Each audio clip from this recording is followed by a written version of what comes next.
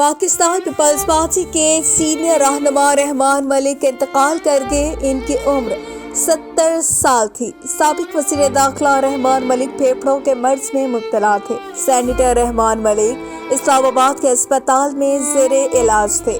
طبیعت زیادہ بگڑنے پر رحمان ملک کو وینٹی لیٹر پر منتقل کیا گیا، جہاں وہ اپنے خالق حقیقی سے جا ملے۔ سینیٹر رحمان ملک 12 دسمبر 1951 میں سیالکوٹ میں پیدا ہوئے تھے۔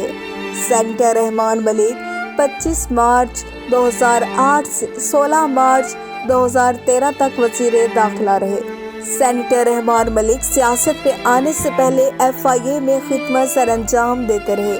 سینیٹر رحمان ملک نے بے نظیر بھٹو کے ساتھ بطور چیف سیکیورٹی کا فرض بھی سر انجام دیا۔ سینیٹر رحمان ملک کا شمار بے نظیر بھٹو کے انتہائی قریبی اور مخلص ساتھیوں میں ہوتا تھا۔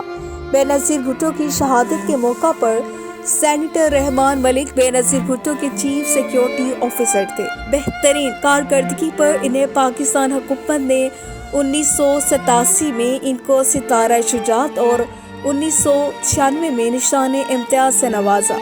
کراچی یونیورسٹی نے PhD کی اعزازی ڈگری بھی دی تھی۔ سیاسی خدمات میں آپ کو بتائیں کہ انہوں نے مصداق جمہوریت میں کلیدی کردار ادا کیا۔ رحمان ملک نے سوگواروں میں بیوہ اور 2 بیٹے چھوڑے۔ وزیر اطلاعات سندھ ناصر شاہ نے رحمان ملک کے انتقال پر اظہار افسوس کیا۔ اپنے ٹویٹر پیغام میں ناصر حسین شاہ نے کہا کہ رحمان ملک ہمارے بہت اچھے دوست، بھائی، ساتھی اور بہترین رہنما تھے۔ انتقال کی خبر سن کر بڑا صدمہ ہوا۔